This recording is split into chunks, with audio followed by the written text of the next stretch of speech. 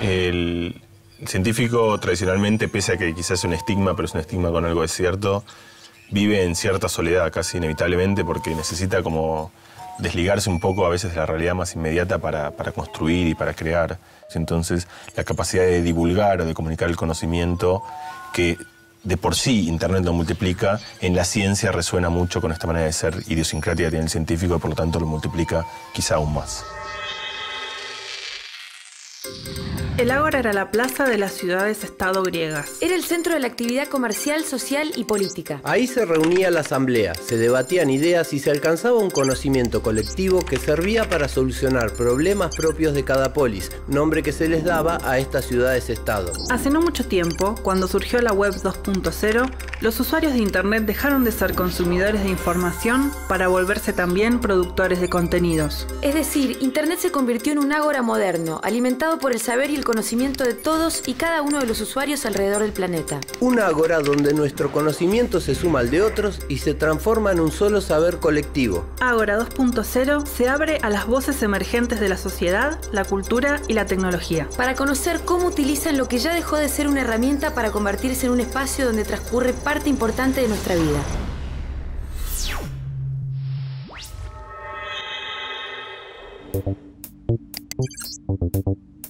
Vamos a comenzar seleccionando el buscador. Y buscamos Morfeo.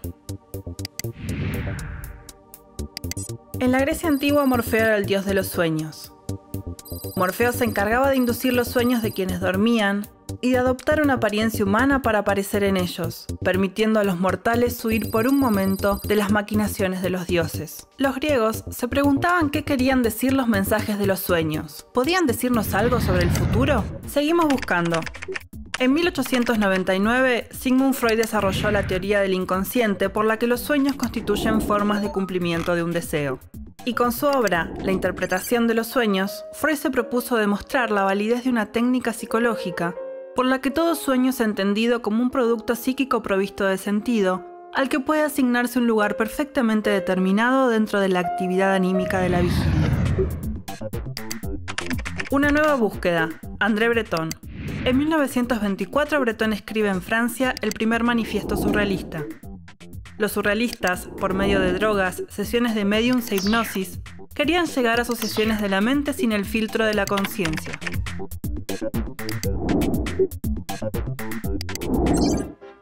En una de las sesiones de hipnosis, Breton nota la ausencia de varios compañeros y, preocupado, sale a buscarlos. Estos se habían provisto de cuerdas y estaban a punto de colgarse. Breton decide terminar con estos experimentos. Ninguno recordaba nada tras las sesiones de hipnosis. ¿Por qué lo olvidaban todo? Entonces, nuestra capacidad de conocimiento va más allá del plano de la conciencia, de lo que podemos recordar. ¿Pero solo lo que es consciente nos permite el aprendizaje? ¿Qué pasaría si pudiésemos un día tener la posibilidad de traer todo al plano de la conciencia? ¿Qué pasaría si un día todos pudiésemos saber todo, recordarlo todo? Internet es un medio que crece exponencialmente. ¿Cómo podemos relacionarlo con la conciencia y los límites del conocimiento? ¿Cuáles son los límites de la conciencia? Para hablar de eso estamos con Mariano Sigman, que estudió física en la Universidad de Buenos Aires, se doctoró en neurociencias en Nueva York y en la actualidad es investigador en ciencias cognitivas y divulgador científico. Vamos a ver qué es lo primero que aparece si te googleamos. Bueno. El Laboratorio de Neurociencia Integrativa. ¿Nos contás qué es la neurociencia integrativa? La neurociencia integrativa es unir, amalgamar en uno. La neurociencia integrativa amalgama en dos sentidos. Primero, en escalas. El cerebro humano está hecho de proteínas. A diferencia de las computadoras que tenemos, que están hechos de materiales de silicio y otros materiales, el material nuestro con el que computamos es un material orgánico. Esas proteínas se combinan, muchas millones de ellas, en aglomerados, en células.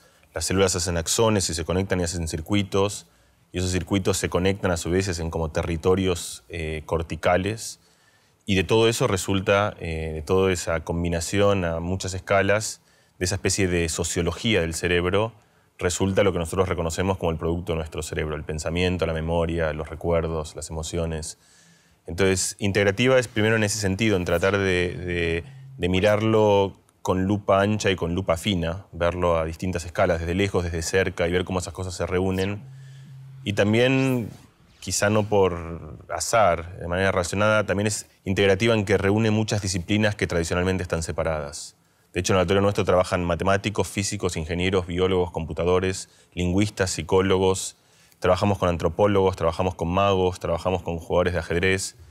Y eso es porque el pensamiento de alguna manera reúne toda esta cantidad de cosas que tratamos de integrarlas en el laboratorio de neurociencia integrativa. ¿Pensás que Internet favoreció la divulgación de las ciencias de alguna manera o permite más que otros medios? Yo diría, como regla genérica, sí, Internet promueve a difundir toda forma de conocimiento, el conocimiento científico incluido.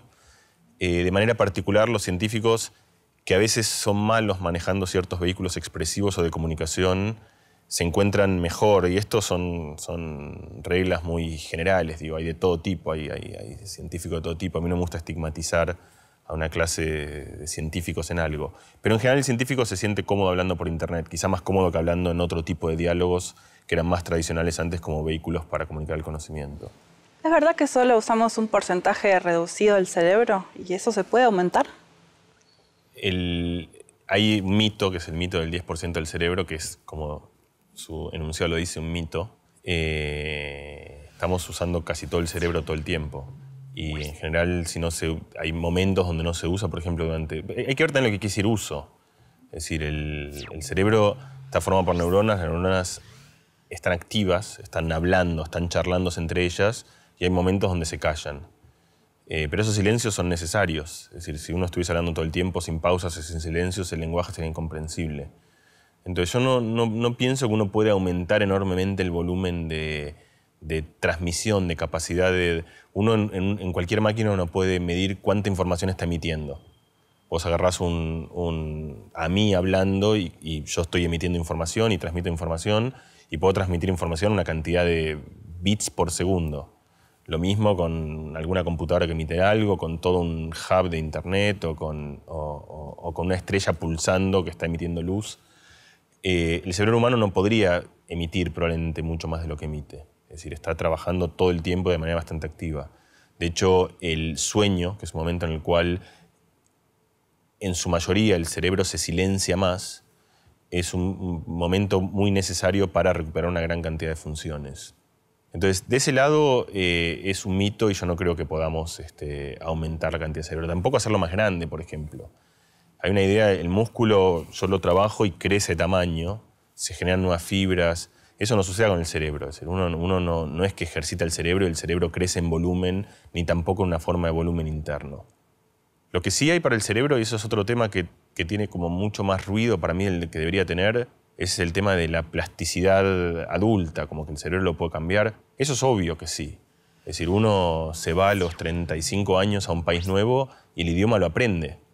Y cuando uno aprendió el idioma, uno cambió estructuras cerebrales, uno encontró lugar de cómputo, encontró lugar de cognición, encontró lugar para armar una nueva forma de pensamiento que antes no estaba.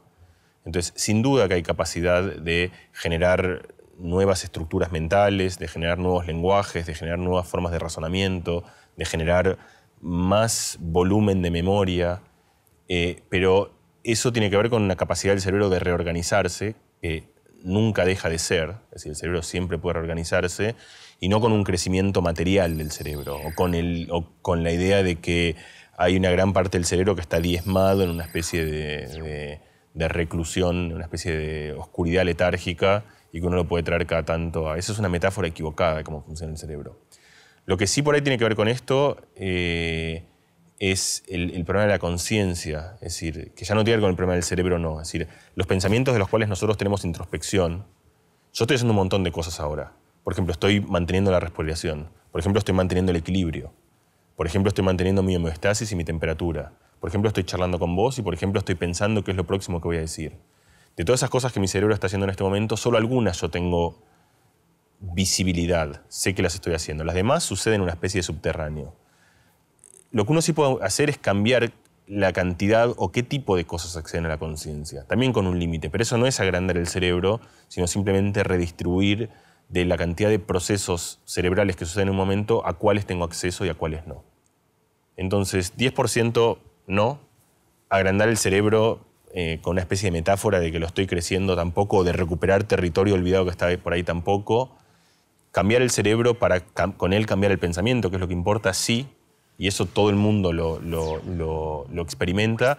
Puede ser que eso se pueda potenciar más. Puede ser que por razones motivacionales, por razones de urgencia, por razones por varias razones, cuando uno llega a la edad adulta, uno no cambia mucho su manera de ser. Cuando uno es niño, uno está todo el tiempo cambiando su manera de ser. Un chico no camina y empieza a caminar, un chico no habla y empieza a hablar, un chico no sabe matemática y empieza a saberla, un chico no tiene lenguaje escrito, no sabe leer y empieza a saberlo, un chico no sabía lo que era la historia y empieza a saberlo. Esas transformaciones son mucho más radicales de las que uno experimenta como adulto, y eso quizá tenga en parte que ver con que el cerebro es un poquito menos plástico, pero sobre todo tiene que ver con voluntades motivacionales. El chico está todo el tiempo transformándose, el adulto llega, tiene un laburo, tiene que llegar, tiene que lidiar con el tráfico, con los chicos, con no sé qué, y no hay tiempo para estar ocupándose de transformarse uno mismo. Entonces yo diría que la limitación más grande de la transformación, ya no cerebral sino mental, tiene que ver con la dedicación, con la intención y con la motivación, que es algo que está retomándose mucho ahora. Hay otro mito del cerebro muy famoso que se llama el de los periodos críticos, como si uno de chiquito puede aprender cosas que de grande no. Eso hoy está muy revisado y, de vuelta, la idea es que el cerebro adulto es mucho más plástico de lo que uno pensaría y que la única razón por la cual no se ejerce esa plasticidad es porque uno no tiene como un chiquito que está aprendiendo a caminar y se levanta y se cae, se levanta y se cae. Termina el día y al día siguiente se levanta y se cae, se levanta y se cae. Al día siguiente, y así durante 3 meses, hasta que a los 3 meses se levantó y no se cayó. Un adulto no hace eso con nada. No tiene esa tenacidad, esa motivación para decir voy a transformar mi manera de ser intentándolo 8 horas por día durante 240 días seguidos hasta que funcione. Entonces el cambio más grande, quizá, esta es una hipótesis, pero una hipótesis con la cual yo simpatizo, entre la niñez y la adultez es la motivación y la capacidad para transformarse, y no la limitación intrínseca estructural del cerebro.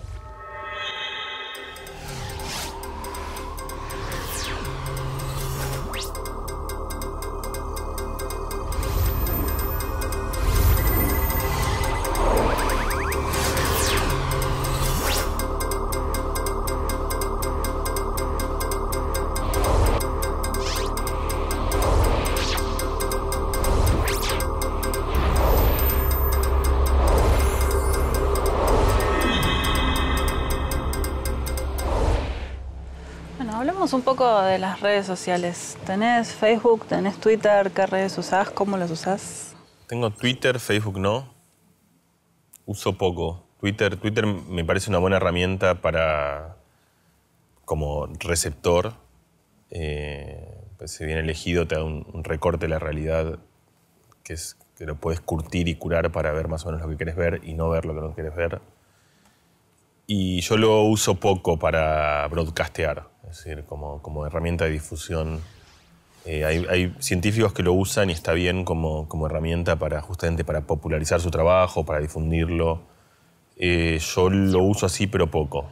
Soy un usuario muy moderado de redes sociales. ¿Y Facebook por qué decidiste no tener? Son decisiones... No lo sé. Podría tratar de muchas veces de hecho esto es algo que yo estudio, así con las decisiones que uno las toma y después uno le asigna significado por otras razones, pero no fueron las razones por las cuales no las tomé. Yo intento, sin tener una postura muy fuerte respecto de que esté bien o mal, de que cierta relación con mi entorno sea más concreta y no pase a través del mundo virtual. Yo no estoy seguro que haya un riesgo en eso, que esté mal, ni siquiera lo pienso, pero no es lo que quiero yo. Es decir, no quiero que el sentirme acompañado, que el sentirme bien, que el sentirme pase por el iPad o el iPhone o por la tableta o la computadora, sino a través de abrazos y contactos reales. Pero eso, por de vuelta, no es una opinión fundada desde la ciencia, sino más una especie de búsqueda y perspectiva mía en la vida. Entonces, por eso es que no me he sumergido tan hondamente en las redes sociales, creo. Es una manera también porque mi trabajo, como yo te contaba antes, el trabajo científico pasa mucho por estar en la computadora, por escribir, entonces quiero que mi espacio de ocio, de placer, de comunicación, utilice otras herramientas. Yo estoy todo el día en la pantalla y no quiero llegar en casa y seguir en la pantalla. Entonces por eso yo no me sumerjo en eso, pero no tengo recomendaciones fuertes para los demás de no lo hagan porque si son felices así, son felices así. Y quizá no esté mal, o sea, quizá no... ¿Está mal un mundo en el cual todo el mundo es feliz a través de una red social? No lo sé. Vamos a ver un video de una película, que supongo que la viste, que se llama El Origen. En una escena donde el protagonista tira la perinola para saber si está despierto o todo es un sueño. Quiere saber dónde está.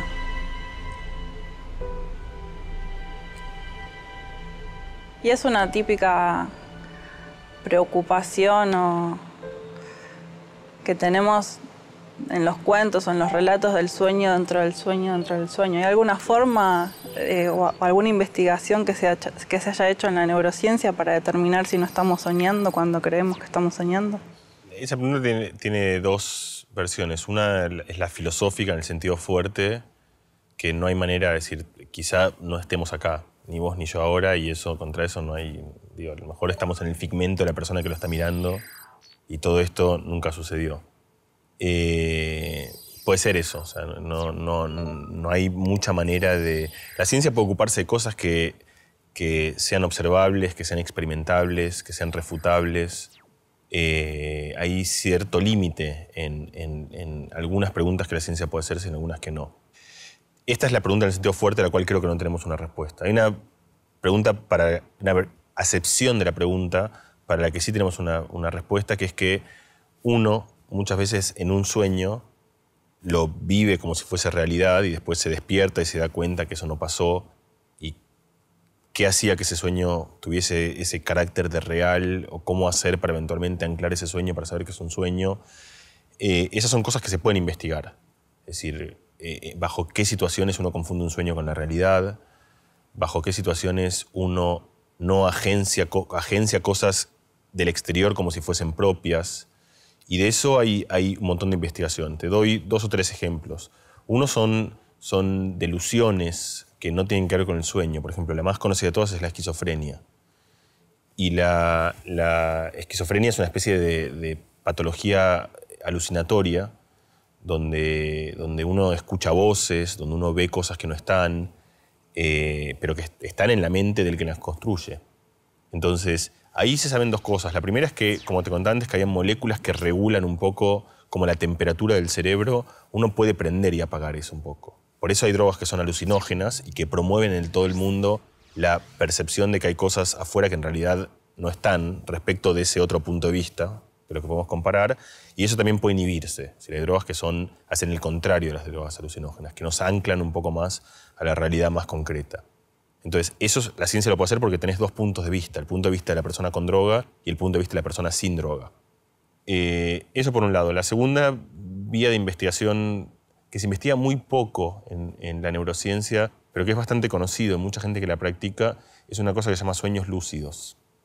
Los sueños lúcidos es un estado mental que se parece al estado onírico, en el cual uno sueña, pero no es un estado... Es decir, yo puedo imaginar algo ahora, pero cerrar los ojos imagino algo, no sé, unas vacas caminando, por ejemplo, lo puedo hacer, pero la pictografía de lo que yo percibo subjetivamente es muy distinto a lo que yo percibo en el sueño. En el sueño esas vacas tienen colores, tienen formas, se mueven de una manera muy realista. Es decir, el grado de realismo en mi descripción mental cuando yo imagino algo, cuando tengo un sueño, es muy distinto. El sueño lúcido es como el sueño, es decir, tiene ese grado de representación mental, pero uno está bajo control, como estás bajo control cuando estás imaginando. Es decir, uno controla y sos piloto de tu propio sueño. Llamativamente, lo que todo el mundo hace cuando tienen sueños lúcidos, ubicuamente todo el mundo, es volar. Es decir, toda la gente que tiene sueños lúcidos debe ser una especie de frustración ancestral de la humanidad, que en el momento que puedes hacer lo que quieras, casi todo el mundo vuela. Eso es como si fuese algo que todos queremos hacer. Y vuelan de maneras muy distintas. Algunos vuelan otros con máquinas complejas, otros planeando, pero todos vuelan. O es muy común, es el sueño lúcido más común. ¿Y con la meditación pasa algo similar, el control, pero el cuerpo y la mente en distintos lugares? La meditación es parecido en que tiene que ver con qué fragmentos de mi propia realidad yo puedo controlar, pero es muy distinto en que el sueño es una estructura bastante particular de la mente. La meditación es otra. la similitud de que es una forma definida y que no es la típica, no es la vigilia normal. En la meditación lo que uno hace es un ejercicio introspectivo muy fuerte en el cual podés acceder a cosas que antes estaban como disimuladas, si acaso, en el ruido de un montón de otras cosas que estaban sucediendo. Entonces, se parecen la meditación y el sueño lúcido en que es el uso voluntario para acceder a cosas de la mente que son difíciles, porque es difícil de controlar el sueño, es difícil de controlar la respiración, es difícil de controlar ciertos procesos mentales que típicamente no están en la superficie y no se ven, como charlábamos antes, y son maneras de poder transformar eso, son maneras de ejercitar el pensamiento para que acceda a cosas donde típicamente no accede. Pero son cualitativamente muy distintas y involucran circuitos distintos. El circuito del sueño y el circuito de meditación son conocidos los dos y son muy distintos. Antes hablamos también de la farmacología. Durante el sueño hay un estado farmacológico distinto del cerebro que es distinto del estado de la meditación. O sea, no es que es la misma nube de cosas. Son dos estados muy distintos que se asemejan en la intención voluntaria de llevar a la mente a lugares un poco distintos de donde rueda por sí sola. Volviendo al inicio del programa donde hablábamos de la difusión de las ciencias y de la divulgación, quería preguntarte sobre algún tema que vos estés estudiando o sobre algún tema que te parezca que hoy en día necesite más difusión o qué parte de las ciencias te parece que necesita ampliarse y difundirse más y que Internet puede ayudar para eso. Mira, yo trabajo como hablamos al principio, en la neurociencia, pero no como una imaginería que es como agarrando neuronas, tejidos y midiendo cosas, sino tratando de ver el producto de eso a través del pensamiento humano. Eso tiene una pata aplicada que hoy salió en la charla, muy natural, que es la patología o cierto sufrimiento humano. Por entender por qué, si un autista sufre y por qué y cómo puede mejorarse, si un esquizofrénico sufre y por qué y cómo mejorarlo, si un depresivo sufre y por qué y cómo mejorarlo. Y también la propia, lo que se llama la psicología positiva, es decir, las personas que no tienen estos estereotipos tan marcados, pero que podrían quizá tener una vida interna mejor si encontrase una rutina mental un poquito más efectiva para poder promover su propia felicidad. Eso es un nicho muy trillado ya. Hay otro que es muy natural y que no está tan trillado y que es el que a mí me interesaría responder a tu pregunta de qué me parece que sería bueno divulgar, que no está tan divulgado como debería estarlo, que es la educación. Y eso yo estoy trabajando muy activamente en los últimos años. La educación, primero, que es de las cosas más universales, todo el mundo se pasa por el colegio y pasa muchísimas horas en el colegio. Es decir, todos nosotros hemos pasado, quizá lo que más hemos hecho cualquiera de todos nosotros es ir al colegio. Otros después fueron al club, otros después estudiaron pintura, pero las horas durante años y años y años, muchas horas de nuestra vida yendo al colegio, de una manera que hereda algo bastante antiguo. Es decir, la educación, si bien se rejuvenece y se moderniza y va cambiando, se parece mucho a la educación que teníamos hace muchos años. Es decir, es un lugar en el cual el conocimiento de nosotros mismos ha sido poco efectivo en impactar para que eso cambie. Y yo creo que ahí es un momento para hacerlo. Es decir, creo que hoy tenemos un entendimiento a partir de la observación de nuestro propio pensamiento de nosotros mismos, que es lo que yo hago, lo que muchos en mi comunidad hacen, de entender por qué algunas cosas son tan fáciles de aprender, como el lenguaje, que todo el mundo aprende el lenguaje, aprende a hablar. Porque algunas cosas son tan difíciles como la matemática, que a casi todo el mundo le cuesta la matemática. ¿Por qué la memoria, por qué nos acordamos cosas durante un tiempo pero después nos olvidamos? ¿Por qué yo estudié un examen de geografía como un animal durante un mes y me acordaba que te podía decir exactamente todos los ríos, pero hoy no me acuerdo de ninguno? ¿Cómo tendría que haber enseñado acaso si yo querría, si es que lo que quiero, que esos ríos me los acuerde mucho tiempo después? A lo mejor lo importante no es eso, a lo mejor lo importante es hacer un ejercicio de memoria para entrenar la memoria, aunque después te lo olvides. Es decir, pero toda esa reflexión de repensar cómo tenemos que transformar la manera en la cual educamos, en la cual enseñamos, en la cual aprendemos cuando somos chicos, a partir de conocernos a nosotros mismos, creo que ahí es un espacio enorme de transformación que necesita Internet, divulgadores, educadores, científicos y gente que quiera transformar todo eso junto como un espacio de transformación. Muchas gracias, Mariano. Ustedes.